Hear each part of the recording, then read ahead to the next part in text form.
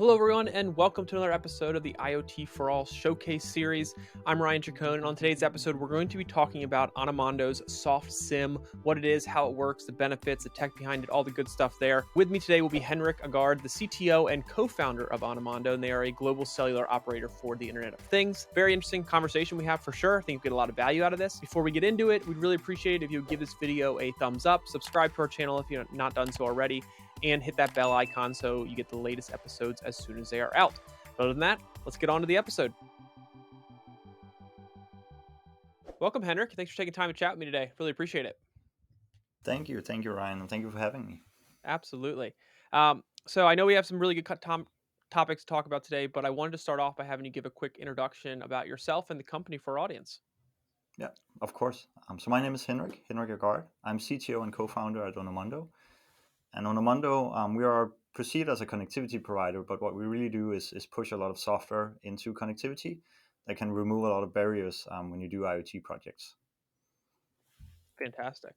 And I know today we wanted to talk about kind of the soft SIM and kind of dive into what that is, how does it compare to what's on the market, how it's used, you name it. Let's just start with a high level overview. When we're talking about soft SIM and people hear that, what is it exactly and how does it work? I think the best way to explain it is also to sort of look at what's on the market today. I mean, put very simple, I mean, the soft SIM is a SIM as pure software. But I think a lot of people have sort of the conception that already exists and is deployed in production globally right now. What we have with SIMs is a lot of different form factors. We have 1FF, 2FF, 3FF, 4FF, MFF2, FFXS, the upcoming iSIM. And all of those, to some extent, require some sort of hardware, independent hardware to run the SIM or the SIM application itself. Hmm. What we've gone about is really to accept the knowledge of that the sim itself is just an application and that we can Right. store pretty much anywhere that we want to. Fantastic. Tell me a little bit about how kind of the soft SIM compares to other SIM kind of products on the market when we're talking about eSIM, iSIM, global SIMs. A lot of different names being thrown out as making connectivity in the IoT space easier. But how does this compare? Or how should be people thinking about this as it relates to what else is out there? Yeah. What we're really trying to achieve is again to make it as just an application or a library. So if you go about with the iSIM or the eSIM, embedded SIM, plastic SIMs, etc., everything comes down that you need to choose. You can say either a radio module that supports it, or you need to do something during manufacturing line, solder on the MFF2 SIM chip, Okay. or putting in the plastic SIM. What we want to achieve with the soft SIM is that it's more as a software library. So when you already are in sort of your developer environment, when you do Right. code, when you do embedded coding, you Right. just import, you can say, the sim as pure software. Okay. Gotcha. Totally makes sense. And are there use cases that kind of soft sim kind of is more inclined to be used around, or is what you all are more focused on? Or if not, maybe just talk us through some of the use cases where the soft sim is providing that value and that benefit.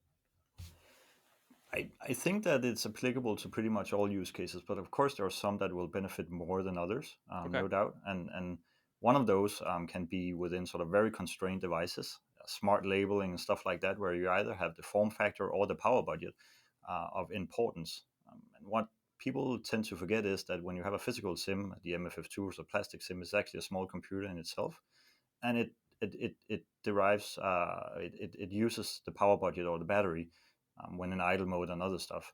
When we have it as pure software, there's nothing on it there, and also going into, you can say, the form factor, that it simply disappears Right. for smart labeling purposes. But there's also other use cases where you have sort of short-lived devices Okay. that can again also actually be the smart labeling, but also other things, tracking units and such, that only lives for 14 days or a month or three.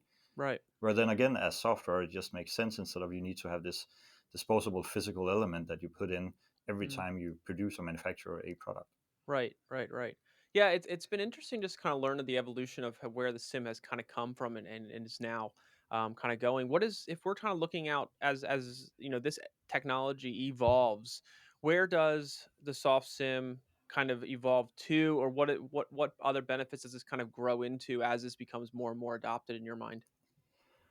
What we really hope to achieve is, I think, looking at sort of historically, what we've seen in other markets is, if you go into sort of the music industry or application in general, I mean, originally we had sort of VHS or the cassette player, we had DVD, we had the CD-ROM, we had mini disc, etc. All different type of form factor to deliver an application or music and such. I think that's what we're seeing right now also in the SIM industry. A lot Okay. of different form factors also going all the way to the iSIM. And what Right. we really want to do is sort of the Spotify for SIM, you can say, going 100% software. And Yeah. that gives a lot of freedom to think differently, both for the ones manufacturing devices and for the use cases, but Yeah. also for us, you can say, as the vendor, the operator in this case.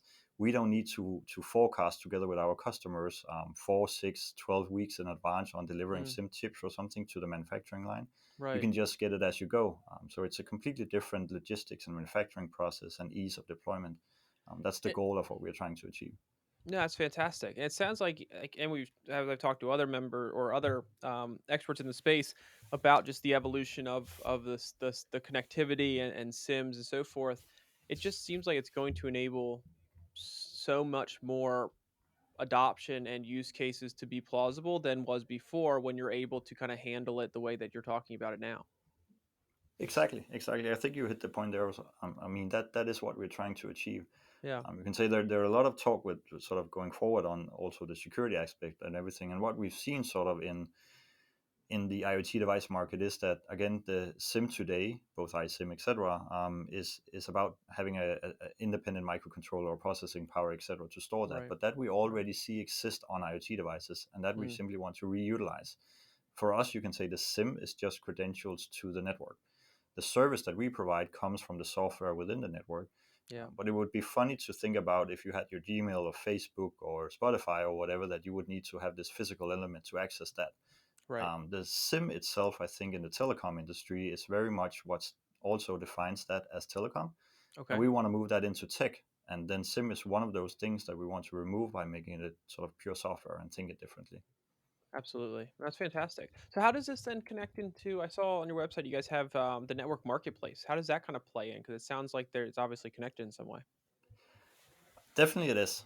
And you can say the network marketplace works also, you can say, alongside the plastic SIMs, the embedded SIM chips, etc., but Right. also on the soft SIM.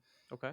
That's another aspect, the network marketplace, where we're also trying to give a bit more freedom to, you can say, the users or the customers. Right. So we don't dictate this region, you need to have these networks, or we preference a specific network because we have a better commercial model in that specific market Sure. with the agreement on that operator.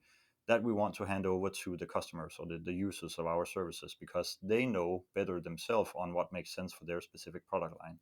It might be that a customer has a very cheap product line where coverage is not as important. It might be that they have some high value products that needs to have the best coverage possible, and then they can go in on an individual SIM basis, saying, okay, this SIM needs this coverage based on the pricing that works for me, and this Yeah. other product needs to have a different type of coverage. How does that change the overall experience for your customers and people that are adopting IoT solutions that want to, I feel like lately the big push for companies has been make adoption, make pricing, make purchasing solutions much more easy for companies to do.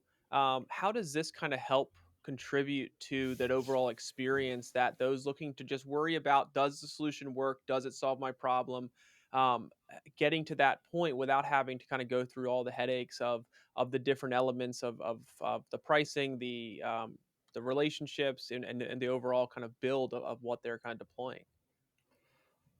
I think what we originally thought was that it might be a bit complex if we hand over, you can say, 600 different prices, Right. which is at the end of the day is what's available on the network marketplace. Okay. But it really gives a transparency that I think a lot of at least our customers haven't seen before, and Mm, it suddenly gives them the freedom to choose themselves on what makes the best work for them. right. Of course, they can go in and say, okay, their budget for this specific use case is €0.50 per month for the device, and then they can set that, and then of course all the networks are selected based on that assumption. So they don't need to, of course, individually go in and click off, you can say, all the individual networks, Yep. but they can decide themselves. So they can say, okay, we just want the cheapest price out there in the market. We set it to 0.00 something Right. per megabyte, and then you have that coverage. And then you can go in, okay, well, now I've deployed something in Spain where the coverage isn't there, but we can see that the coverage comes from a more expensive network, and then we just add on that one to give, you can say, the better coverage for those specific use cases. So even though it may sound a bit more complex, it's actually handing that freedom and transparency over to the customers, and that Yeah. we've really seen be of high value of them, and also without sort of going too much into technical details, when we also give that freedom through the network marketplace, we also don't steer things to specific networks, which actually are showing quite a significant increase in better coverage and stuff like that. So it's all about handing that responsibility over to the customer, because Okay. a lot of the use cases we come across are vastly different, Yeah, and sure. we can't, as the operator, make sort of in that sense a unified product that would fit all. On the contrary, we can then make a platform, a service, Right. where it can adapt to whatever use case there might be out there. Okay, fantastic. And when you hand that responsibility over to the customer, is that something that they like having kind of the responsibility of as opposed to how it was done before? That's what we see, at Okay. least, when the use cases we come across. Of course, there are so many different use Oh, of cases and type course. of Yeah, customers out absolutely. there, but there's Absolutely. no doubt that the ones that we are sort of being attractive to is also appreciating this. Fantastic. It goes very much into when you do quite global deployments, Sure. many high number of units, etc., then it suddenly becomes a different ballpark than just having just the simplicity. It's simplicity, but in another manner. It's with the transparency also. And last thing I want to ask you before I let you go here is how does this all connect to um getting the data up to the cloud? Like how do you work on how do the sims influence that working with AWS, Azure, you name it. What does that whole process look like? And I know that's an area that you all focus on with your connectors product, but just I trying to want to better understand kind of how that fits in Yeah. here. So a lot of the things that we try to do in Onomondo is, you can say, remove barriers and complexity. I think Okay. IoT connectivity is something completely different than just connectivity, Of which course. is a commodity. So it's not about connecting things to the internet. It's more about connecting a device to a platform. Okay. Connectors is all about that. So normally we go about and configure all your devices with SDKs, credentials, etc., towards a specific cloud. Sure. That can be cumbersome during development. There are a lot of Right. things to maintain. If stuff changes in the future, you need to update all your devices, etc., etc. And that responsibility you put on the devices today. With connectors that we have, we make the network an active part.